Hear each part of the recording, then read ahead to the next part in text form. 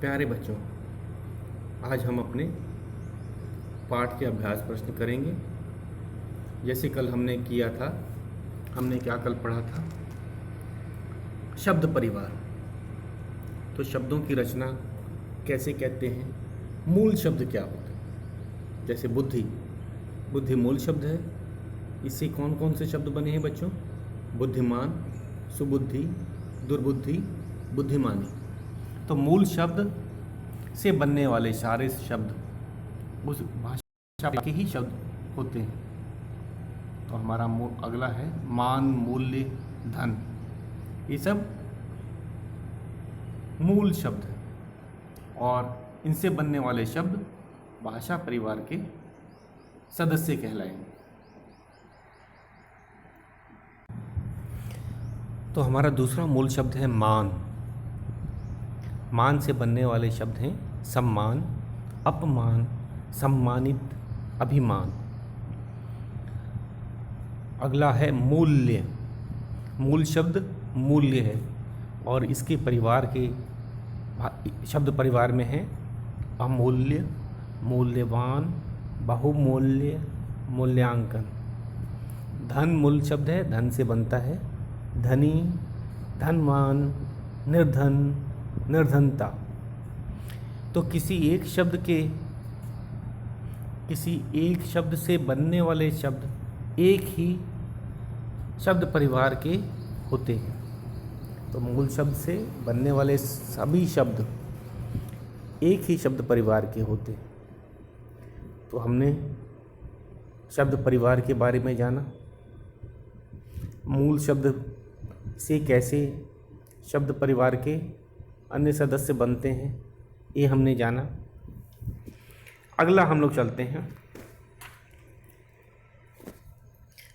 ख, सम्राट, साम्राज्ञी, बुद्धिमान, बुद्धिमती, सेवक, सेविका। तो बच्चों ये लिंग बदलो। हमें क्या दे रखा है?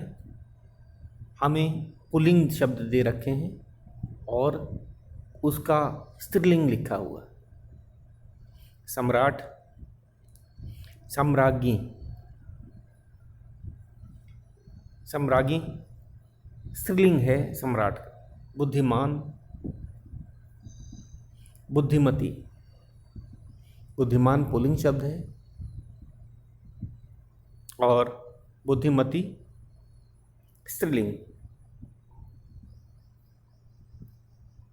सेवक, सेवक का सेविका।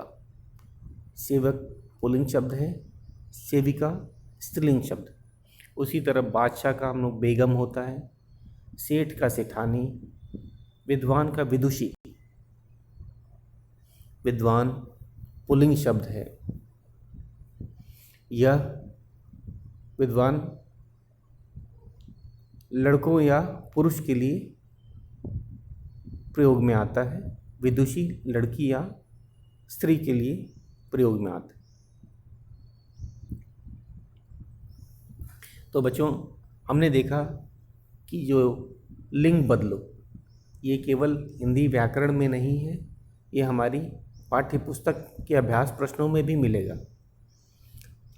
तो ये लिस्ट में ये भी शामिल कर लो।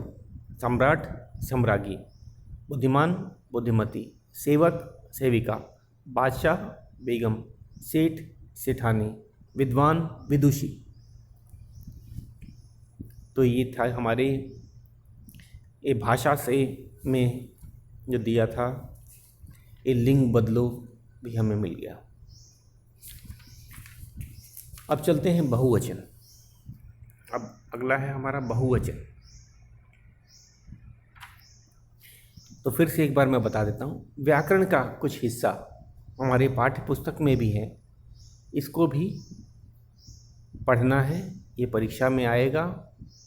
कभी ये मत सोचना कि जो भी हमारा व्याकरण का हिस्सा है केवल व्याकरण के पुस्तक से आएगा, नहीं, वह हमारे पाठ्य पुस्तक के पीछे के अभ्यास प्रश्नों से भी आएगा। बहुवचन। तो बच्चों बहुवचन लिखना है इसके, हम इसको पाठ्य पुस्तक में ही करेंगे। हम बहुवचन को अपने पाठ्य पुस्तक में ही करेंगे। इसको नोटबुक में करने की कोई आवश्यकता नहीं, कोई ज़रूरत नहीं, क्योंकि जगह दिया हुआ है, क्योंकि हमारे यहाँ जगह दिया हुआ है। रस्सी, रस्सी का रस्सियाँ, और हम नियम व्याकरण वाले ही लागू होंगे। जो स पे बड़ी ई की मात्रा है वो छोटी हो जाएगी। तो हम लोग रस्सी रस्सियाँ कैसे लिखेंगे, मैं लिख के दिखाता हूँ आपको।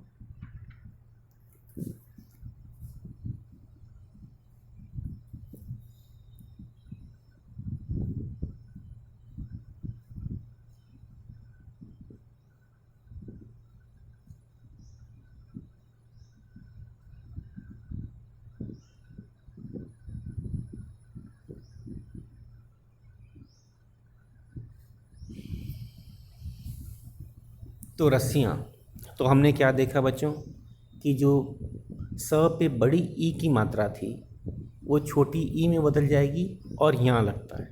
हमने व्याकरण में इसका आपको नियम बताया था। थैली, अगला है हमारा थैली, थैली, थैलियाँ।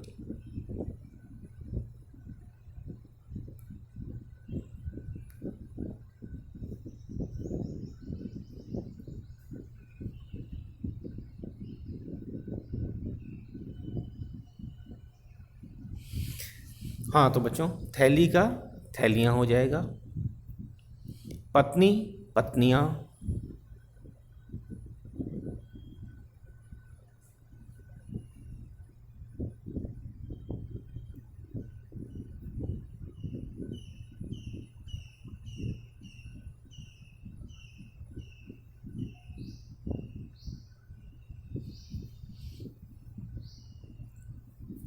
पत्नी, पत्नियाँ।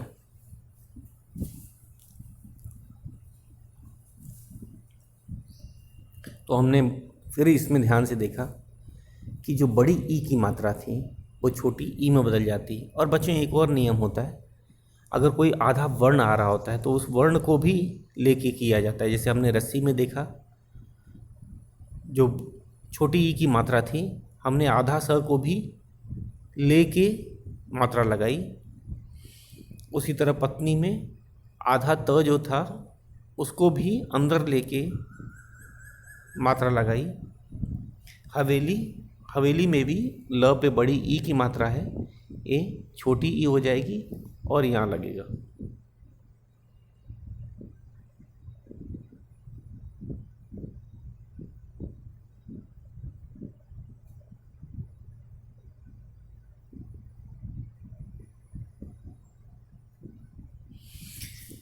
तो हवेलियाँ। तो फिर से बच्चों एक बार देख लेते हैं इसे। रस्सी, रस्सियाँ। थैली, थैलियाँ। पत्नी, पत्नियाँ। हवेली, हवेलियाँ।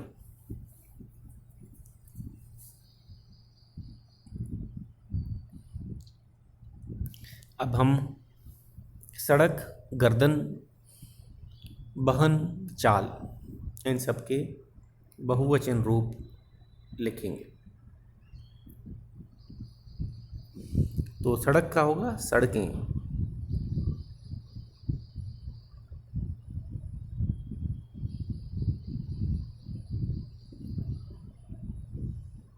सड़क, सड़कें। गर्दन, गर्दनें।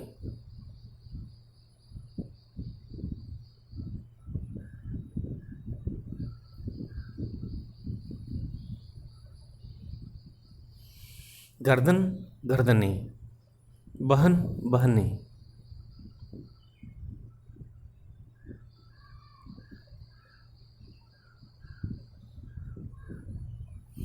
बहन, बहनें, बिंदी होगी, बहनें। चाल, चालें।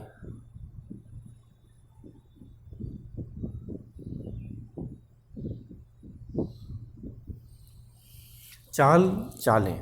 फिर से एक बार देखते हैं। सड़क, सड़कें। गर्दन गर्दने, बहन बहने, चाल चालें। तो ये था हमारा बहुवचन। हमने बहुवचन लिखा।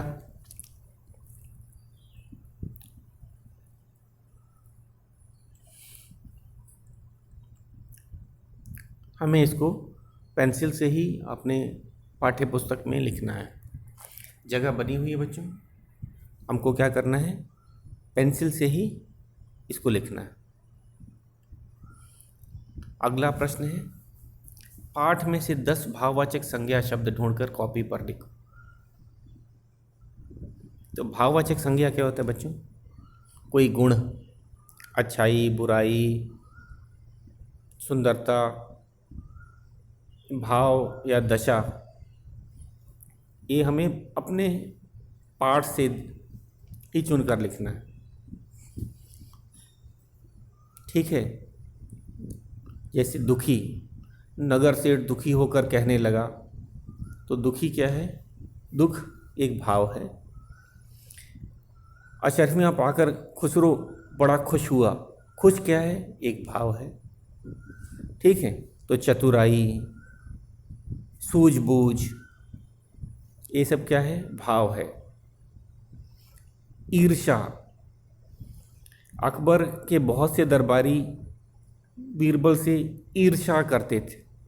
तो ये आपको मैंने गृह कार्य दिया है, कुछ बता दिया मैंने, जैसे सम्मान, चतुराई, ईर्ष्या, खुश, दुखी। ठीक है। प्रशंसा, गर्व, ये सब आपको पाठ से 10 भाववाचक संज्ञा चुनने। कितने? 10। हमारी पुस्तक में 15 से भी ज़्यादा दिए हुए हैं, आपको केवल 10 ही लिखने हैं।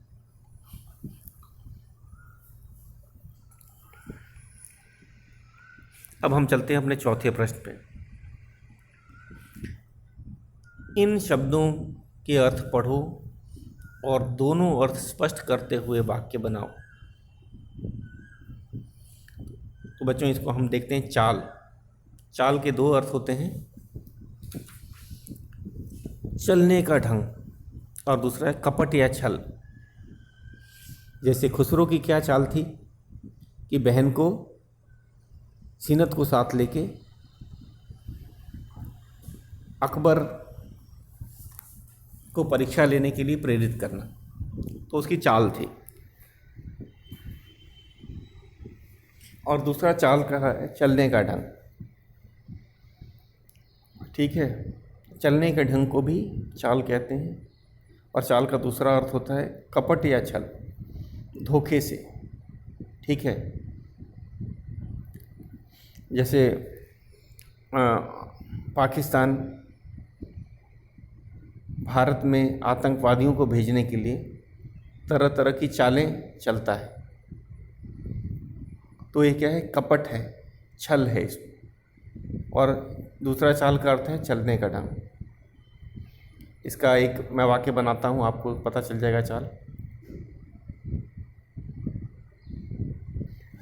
जैसे चोट लगने के कारण चाल, व्यक्ति लंगड़ाने लगता है, उसकी चाल बदल जाती है। ठीक है। चोट लगने के कारण रवि की चाल बदल गई।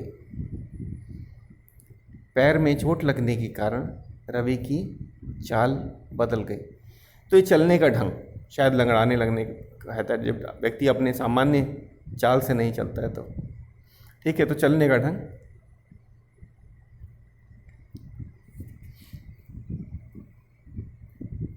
दूसरा है कपट और छल। बीरबल को नीचा दिखाने के लिए दरबारी चाल चलते थे। बीरबल को नीचा दिखाने के लिए दरबारी तरह तरह की चाल चलते थे। तो बच्चों, ये 2 अर्थ, 2 वाक्य हमने बना दी। आप इसे अपने शब्दों में भी बना सकते हैं। ये उदाहरण के तौर पे मैंने आपको बताया था। उत्तर, दूसरा शब्द है उत्तर। उत्तर के 2 अर्थ होते हैं, एक है जवाब एक है दिशा। जैसे हम लिखित प्रश्नों के उत्तर कॉपी पे लिख रहे हैं ना, तो उसको उत्तर बोलेंगे। और दूसरा उत्तर दिशा है। जैसे उत्तर में हिमालय पर्वत है, हमारे देश के उत्तर में हिमालय पर्वत है। हम इसके वाक्य बनाते हैं। वाक्य हमें उत्तर का बनाना है, जवाब या एक दिशा का नहीं बनाना है। फिर से एक बार मैं बोलता हूँ, हमें जो वाक्य बनाना है बच्चों, वो उत्तर का बनाना है, चाल का बनाना है और भाव का बनाना है। हमें उनके अर्थ का वाक्य नहीं बनाना है। तो उत्तर का क्या वाक्य होगा? पहले हम जवाब का, परीक्षा में मेरे सभी उत्तर सही हैं या थे। परीक्षा में मेरे सभी उत्तर सही थे। दूसरा उत्तर एक दिशा। उत्तर में ध्रुव तारा चमकता है। उत्तर दिशा या उत्तर में ध्रुव तारा चमकता है।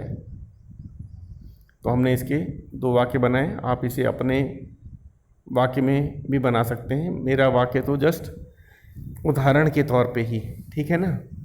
उत्तर का क्या हो गया? मैंने परीक्षा में सभी उत्तर सही लिखे हैं। उत्तर में ध्रुव तारा चमकता है। अगला है भाव। भाव का दो अर्थ होता है, किसी व्यक्ति का वस्तु का दाम और भावना।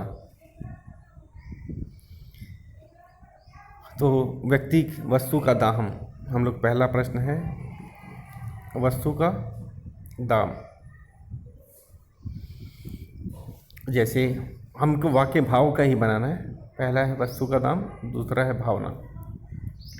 तो लिखेंगे सोने का भाव बहुत अधिक है। हम जानते हैं सोना मूल्यवान धातु है, तो ये हम लिख सकते हैं सोने का भाव बहुत अधिक है।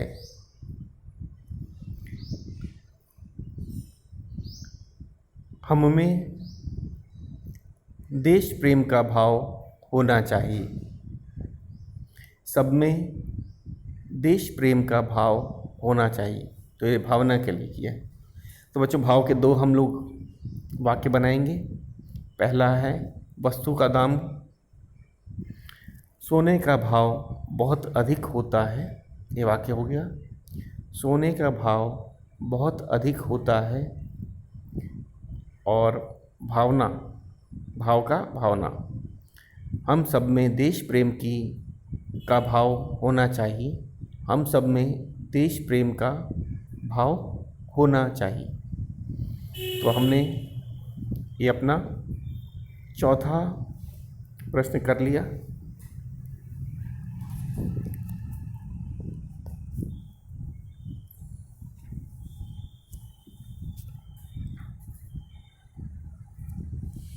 अब हम चलते हैं अपने मुहावरे। मुहावरों का अर्थ पढ़कर समझो और मुहावरों का वाक्यों में प्रयोग करो। तो मैं आपको समझाऊंगा, उदाहरण दूंगा। वाक्य तो आपको अपने ही चुनने हैं, ठीक है। जैसे अभी हमने चौथे प्रश्न पे क्या किया, वाक्य मैंने बनाया, उदाहरण आपको दिया, समझाया। लेकिन आप लिखेंगे अपने ही वाक्य से। कोशिश करें कि मेरा वाला जो वाक्य है उसको बस उदाहरण के तौर पे ही रखें। लिखने का काम आप अपने ही वाक्य में उसको लिखेंगे। तो ये मुहावरों पे आ जाते हैं। ताक में रहना, अवसर की तलाश में रहना। ताक का अर्थ होता है अवसर की तलाश में रहना। अवसर जैसे क्या है, चोर हमेशा चोरी के ताक में रहता है। चोर हमेशा चोरी के ताक में रहता है। तो हमें जो वाक्य बनाना है वो मुहावरे का बनाना है बच्चों, मुहावरे के अर्थ का नहीं। बहुत से बच्चे क्या करते हैं, वो वाक्य मुहावरे के अर्थ का बना देते हैं। तो हमें वाक्य जो बनेगा वो मुहावरे का बनेगा। मुहावरा हमारा क्या है, ताक में रहना। तो इसका मैंने वाक्य बनाया है उदाहरण के तौर पे। चोर हमेशा चोरी की ताक में रहता है। हमारा ख है कान भरना। कान भरना का अर्थ होता है चुगली करना, शिकायत करना। कान भरने का क्या अर्थ होता है? चुगली करना या शिकायत करना। आगे चलते हैं, इसका वाक्य क्या बनेगा? कान भरना एक बुरी आदत है। कान भरना एक बुरी आदत है। कुछ बच्चे या कुछ लोगों में हमने देखा है कि वो शिकायत करते हैं, चुगली करते हैं, तो ये भी सही आदत नहीं होती। वे तो इसका हम लोग ने क्या वाक्य बनाया? कान भरना एक बुरी आदत है। वाक्य बन गया। होश उड़ना, घबरा जाना। होश उड़ना मुहावरा है, उसका अर्थ है घबरा जाना। हमको मुहावरे का वाक्य बनाना है। हमको मुहावरे का ही वाक्य बनाना है, मुहावरे के अर्थ का नहीं। तो बनाते हैं। बगीचे में सांप देखकर बच्चों के होश उड़ गए। घबरा जाना मतलब बच्चे घबरा गए। ठीक है, तो जहाँ पे अगर कल्पना नहीं की हो वहाँ पे अगर कोई ऐसी चीज़ दिख जाए तो व्यक्ति घबरा जाता है, कोई जंगली जानवर या सांप देख के। तो बगीचे में सांप देखकर बच्चों के होश उड़ गए। बगीचे में सांप देखकर बच्चों के होश उड़ गए। अगला है घ, खाक में मिलना, बर्बाद हो जाना। खाक में मिलना का अर्थ होता है बर्बाद हो जाना।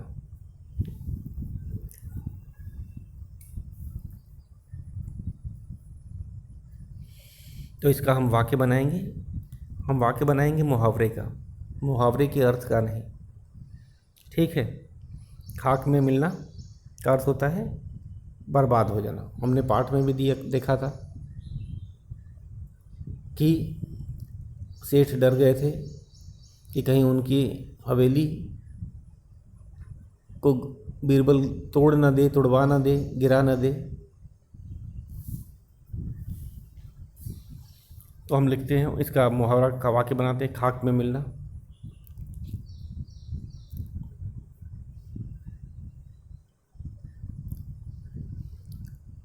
बीरबल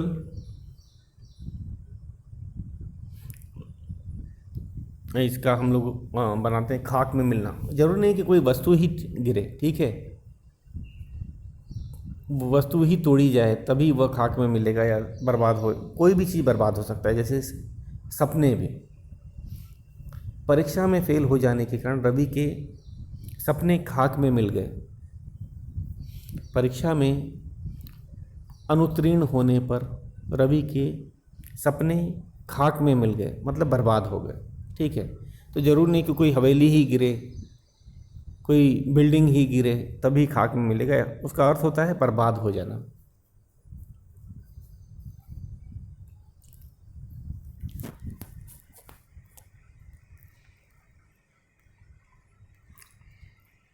आगे चलते हैं। अब हमारे क्रियाकलाप वाले प्रश्न आ गए।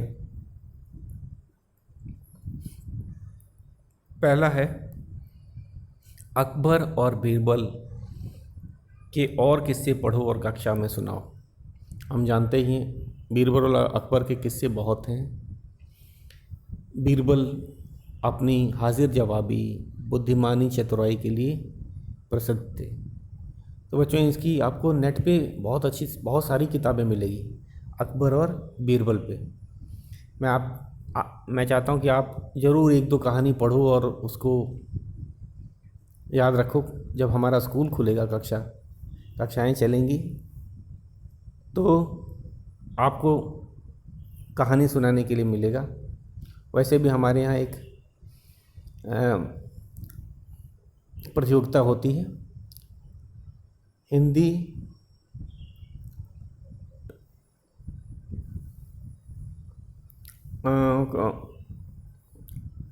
की कहानियों का भी शायद प्रतियोगिता होती है, तो आप उसमें भी भाग ले सकते हैं। नहीं तो कक्षा में आपको मौका मिलेगा ये सुनाने का। तो आप कहाँ से इसको पढ़ेंगे? अभी तो लाइब्रेरी बंद है, कहाँ से बुक मिलेगी? ये नेट पे मिलेगी। ये हमारे बीरबल और अकबर की बहुत सारी हिंदी और इंग्लिश दोनों में ये बुक अवेलेबल हैं। आप इसको ई बुक में आप नेट से आप ढूंढ सकते हो। बीरबल की बहुत सी, कोई एक या दो कहानी ज़रूर आप इसको पढ़िए, आपके पास समय की कमी नहीं है तो एक करने वाली एक्टिविटी। जो क्वेश्चन होते हैं, कई बच्चे कहते हैं इसकी क्या ज़रूरत है, ये तो कोई देखता नहीं है। ऐसी बात नहीं, जो ये एक्टिविटी वाले क्वेश्चन हैं ये बहुत ज़रूरी हैं और आप इसको देख सकते हैं। समय आपके पास समय की कोई कमी नहीं है। और सबसे अच्छा क्या है, इंटरनेट आपके पास है अभी, आप उससे ज़रूर एक या दो कहानी तो ज़रूर पढ़ना और कक्षा में सुनाएंगे जब स्कूल खुलेगा हमारा। ख है, अकबर के दरबार में 9 रत्नों का पूरा नाम मालूम करो। मैंने बताया था अकबर बादशाह थे, अपने दरबार में उनके 9 रत्न थे। 9 रत्नों में एक बीरबल भी थे, जो अलग अलग विद्या में, अलग अलग ज्ञान में निपुण थे। कोई संगीत में था, जैसे तानसेन, वो बहुत अच्छे गीत गाते थे। तो उन्होंने ऐसे 9 लोगों को रखा हुआ था और वह अपने क्षेत्र के या अपने विद्या में निपुण थे, अपने विद्या में वे सर्वश्रेष्ठ थे। मैं आपको उनके नाम नहीं बताऊंगा, आपको ये 9 रत्नों के नाम मालूम करने हैं और उनको लिखना है। ये कौन कौन से 9 रत्न थे, ये हमारा आपका गृह कार्य। इसको रफ कॉपी में लिखना है। आप कहाँ से ढूंढेंगे? सही कहा आपने, इंटरनेट से। अकबर के 9 रत्न कौन से थे, उनके नाम हम पता करना है। इसको रफ कॉपी में लिख सकते हो, ये हमें पता होना चाहिए। अकबर ने पूरे हिंदुस्तान में, उस समय का हिंदुस्तान बहुत बड़ा था, उसमें पाकिस्तान, अफ़गानिस्तान, बांग्लादेश, नेपाल, बर्मा, सब जगह बहुत बड़ा क्षेत्र था, हिंदुस्तान कहा जाता था। तो वहाँ से जो काबिल लोग थे, अपने दरबार में उनको स्थान दिया था और वही 9 रत्न कहलाए। तो जब भी उनको कभी सुझाव की ज़रूरत होती थी, क्योंकि व्यक्ति हर चीज़ तो नहीं जान सकता, हर विद्या में निपुण हो नहीं सकता, तो उसको भी क्या, किसकी ज़रूरत पड़ती है? एक्सपर्ट की ज़रूरत होती है। तो हर क्षेत्र के विद्वानों को उन्होंने अपने दरबार में रखा था ताकि वे अच्छे फैसले ले सकें। तो आपको 9 रत्नों के नाम पता करने। अगला प्रश्न है हमारा, बीरबल के भांति मुल्ला नसीरुद्दीन, आफंती, तेनालीरामन, गोनू झा की सूझबूझ और हाजिर जवाबी के लिए जाने जाते हैं। पुस्तकालय से पुस्तकें लेकर इनके मज़ेदार किस्से पढ़ो। तो हाजिर जवाब में बच्चों और भी पात्र थे, केवल बीरबल ही नहीं था। मुल्ला नसीरुद्दीन, आफंती, तेनालीरामन, गोनू झा, इन सब की भी आप किताबें देखोगे तो ये काफ़ी अच्छे हैं और ये अपने हाजिर जवाबी के लिए, बुद्धिमानी के लिए काफ़ी प्रसिद्ध थे। तो ये भी पढ़ने की कोशिश करो। कोई चुटकुला लिखो और चित्र बनाओ। एक ये भी करना है बच्चों। हमारे स्कूल मैगज़ीन में जो है, आपने देखा है, हिंदी में चुटकुले के लिए काफ़ी जगह है, बहुत बच्चे इसको लिखते हैं। तो चुटकुला अपना ओरिजिनल बनाओ, स्वयं का लिखा हुआ, कहीं से उतारा हुआ, नेट से चोरी किया हुआ नहीं चलेगा। तो इसको A4 पेपर पे लिखा जाता है और चित्र करके भी बना सकते हैं। जैसे एक दिया हुआ है हमारे यहाँ, ये बहुत अच्छा बना कर दिया हुआ है, इसको हम लोग पढ़ते हैं। जैसे है, टीचर सुमित, मैंने तुम्हें कॉपी पर चिड़िया बनाने के लिए कहा था, तुम्हारी कॉपी तो खाली है। सुमित, मैडम मैंने बनाई तो थी, लगता है चिड़िया उड़ गई। तो ये ऐसे इस तरह का एक आपको चुटकुला लिखना है और किस में काम आएगा? स्कूल मैगज़ीन, जो स्कूल पत्रिका है, उसमें छपने के लिए आप दे दोगे। आपके पास समय है। A4 वाइट शीट, उस पर जैसे हमने दे रखा है चित्र बना के, मैडम और स्टूडेंट खड़ा हुआ है और वे आपस में बोल रहे हैं कि चिड़िया तो लगता है उड़ गई, सुमित ने चिड़िया बनाई ही नहीं थी। तो इसी तरह आपको ये करना है।